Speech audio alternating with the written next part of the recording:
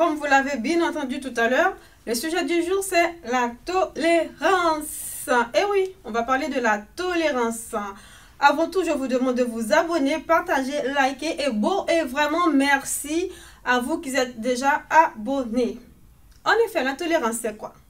La tolérance c'est l'action ou l'attitude de supporter ou à ne pas interdire à ce que l'on désapprouve et qu'on ne peut éviter. C'est aussi une dérogation admise à certaines règles. C'est-à-dire, par exemple, pour un examen, pour un concours, on peut dire à partir de telle faute, c'est éliminatoire. À partir de 8, c'est éliminatoire alors que on sait que la moyenne de 20 est 10 sur 20. Mais à partir de 8 fautes, de 8 sur 20, c'est éliminatoire. Alors qu'on peut être éliminé à partir de 9. D'accord? La tolérance, elle fait aussi appel à l'écoute, à la compréhension, à la compassion, à l'empathie, la tempérance et l'indulgence. Qui dit le contraire de la tolérance, vous l'avez bien deviné, c'est l'intolérance. C'est le despotisme, c'est le totalitarisme, le sectarisme. Et oui, on est ensemble, on est bien, on veut personne d'autre et on reste entre nous. Voilà, c'est le contraire de la tolérance. On n'accepte pas les étrangers. Quelques grands axes de la tolérance. Il y a des grands domaines de la vie courante. Vous allez voir, par exemple, la philosophie en sociologie et comment on applique-t-on la tolérance ou elle représente quoi la tolérance dans ces domaines-là. D'une manière religieuse et philosophique, la tolérance, c'est la capacité à accepter et à respecter des idées, des sentiments différents des siennes. Sociologiquement, on a beaucoup plus tendance à parler du seuil de la tolérance d'un pays ou d'une communauté. C'est-à-dire la capacité qu'a cette communauté, ce pays à accepter des étrangers, à accepter des immigrés sans que cela cause problème, sans que cela cause des manifestations, sans que cela cause des révolutions. D'accord? Dans le domaine médical, la tolérance, c'est la capacité pour un malade ou pour la capacité pour un corps à recevoir des produits chimiques sans que cela cause un rejet. Par exemple, quelqu'un qui a un cancer, c'est sa capacité à recevoir la chimiothérapie sans qu'il y ait un rejet. Politiquement, on parle de zéro tolérance le plus souvent.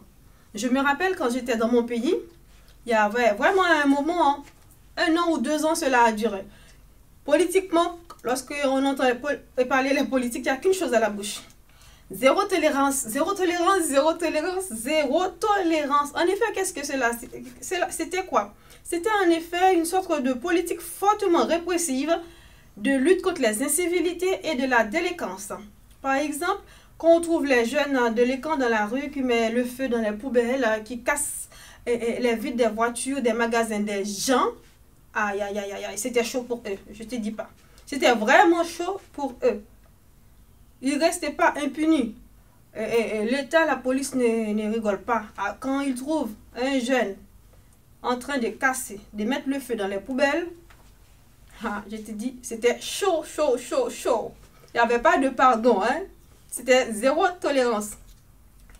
Ainsi, dans le domaine de la vie courante, de la vie quotidienne, il est très important, surtout en ce temps de confinement, en ce temps de rester chez vous, il est vraiment important d'appliquer la tolérance. Il faut apprendre à se supporter les uns avec les autres afin d'éviter les violences. Quand je dis violence, je vois les violences conjugales, la maltraitance sur les enfants, les violences entre les colocataires, les violences sur les membres de nos familles. Parce que c'est vrai, surtout nous en Europe, on n'a pas cette culture de rester chez nous. On sort tout le temps, parfois on passe toute la journée au travail. Après le travail, au lieu de rentrer directement à la maison, on part boire un verre avec les amis.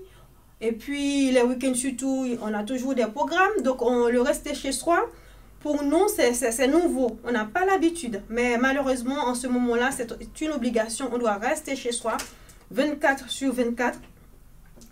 Lorsqu'on sort, c'est vraiment lorsqu'il y a une obligation de sortir. Donc, normalement, on reste 24 sur 24 chez soi.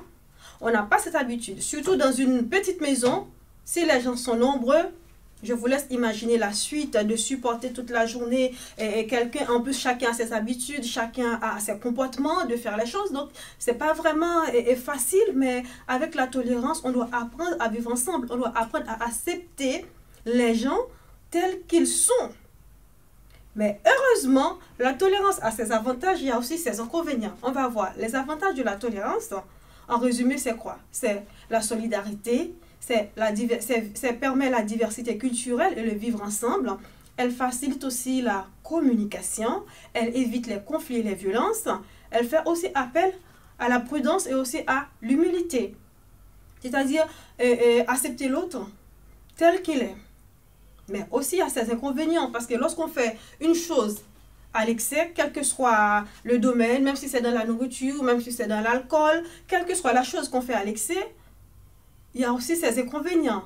L'inconvénient de la tolérance, c'est quoi? Ça peut conduire à la mollesse. Ça peut conduire aussi à la permissivité. Tout est permis, à l'irrespect de l'autre. Et puis aussi, la tolérance n'est pas illimitée. Chacun a son seuil de tolérance. Ce que je peux accepter, vous ne pouvez pas l'accepter. Et je ne suis pas obligée. Vous n'êtes pas obligé de l'accepter. Voilà, la tolérance, c'est le degré de la tolérance, je peux dire, c'est personnel. Chacun a ses limites, chacun a son seuil, chacun a sa capacité d'accepter l'autre. Il faut aussi noter que la tolérance n'est pas équitable. Pourquoi? Parce que pour moi, pour une même chose, pour un même fait, deux personnes peuvent être jugées et très différentes. Par exemple, si mon fils de 8 ans fait quelque chose, je peux l'accepter par rapport à son cousin qui a 16 ans. Vous comprenez? Et aussi, si mon fils de 8 ans fait quelque chose à la maison, en plus il y a son copain de 8 ans qui est avec lui, qui fait la même chose, je peux dire non, j'accepte ton copain parce qu'il n'a pas l'habitude, il ne connaît pas les principes de la maison, mais toi, tu es mon fils, tu connais les principes de la maison, ça je n'accepte pas. Pour ton ami, c'est tolérable, mais pour toi, pas de question, ça passe pas. D'accord?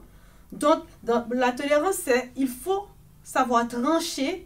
Dans certains cas, il faut savoir trancher. La tolérance, c'est pas le fait de tout accepter. D'accord? Ok? Voilà. Et en plus, lorsqu'on parle de la tolérance, il faut se poser la question. En quoi ça concerne? De quoi parle-t-on?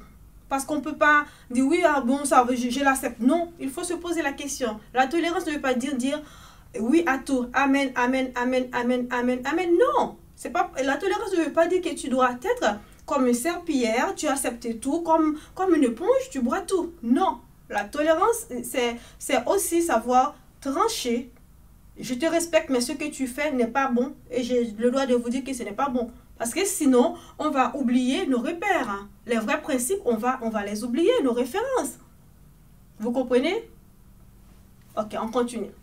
Donc, il est très important de ne pas confondre le respect avec la tolérance. Car tout le monde mérite d'être respecté, mais tous les comportements ne sont pas tolérables. D'accord? Tous les comportements ne sont pas tolérables. Au nom de la tolérance, on ne peut pas tout accepter, en un mot. Ainsi, pour conclure, je pouvais dire aussi que la tolérance, c'est le fait de cesser de combattre ce qu'on ne peut pas changer. La tolérance, c'est le fait de cesser de combattre ce qu'on ne peut pas changer. Je n'ai pas dit d'accepter, mais de combattre, cesser de combattre avec. Ou vous passez à... Ça, c'est fait, vous ne pouvez pas changer, vous passez à autre chose. D'accord? C'est un comportement au quotidien. C'est pas une valeur, c'est un comportement au quotidien, la tolérance. D'accord? Ok. Donc, j'espère que vous avez noté qu'est-ce que c'est la tolérance en un mot. Voilà. Ainsi, la tolérance, je peux dire, c'est toute liberté ou tout droit qui implique un devoir de tolérance. Parce que dans toutes les choses qu'on fait, il faut savoir qu'il faut laisser au moins un degré, une marge de liberté, et afin que ce droit-là puisse appliquer ou ne pas appliquer. Dans toutes les choses, il faut pas être trop strict. C'est ça la tolérance. Il faut pas être il faut toujours laisser une marge de liberté à l'autre, à un certain niveau. Pour moi, c'est ça la tolérance. C'est-à-dire, voilà, j'aime le bleu, mais mon mari n'aime pas le bleu, il aime le vert. Je l'accepte. Je ne dois pas l'obliger d'aimer le bleu comme moi. Je l'accepte avec le vert. D'accord? C'est ça la tolérance. Sur ce, je vous dis, il faut tolérer-vous les uns les autres réciproquement pour pouvoir vivre ensemble, surtout au moment de confinement. Et n'oubliez surtout pas de vous abonner, de liker, de partager. Un grand merci encore une fois à vous qui êtes déjà abonnés. Et c'était simplement Brice Magdala à votre service. Et je vous aime.